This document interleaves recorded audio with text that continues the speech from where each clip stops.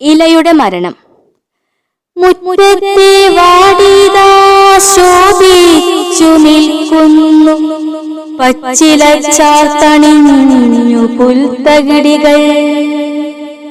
പച്ചില മനസ്സിൽ അഹങ്കാരത്തോടെ പറഞ്ഞു, എന്നെ കാണാൻ എന്തു ഭംഗിയെന്ന്.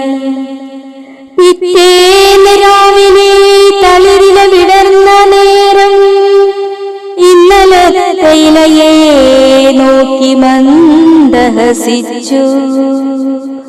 ഇന്നലത്തെ ഇല പഴുത്തിലയായി മാറി, പഴുത്തിലയോ ഉണങ്ങിയല്ലോ.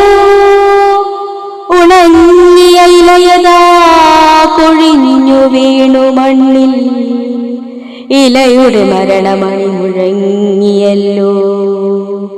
പുതിയ ഇല കിളിർത്തു വരും നേരം പഴയ ഇലയതാ പൊഴിഞ്ഞിടുന്നു, പഴയ ഇലയിതാ പൊഴിഞ്ഞിടുന്നു.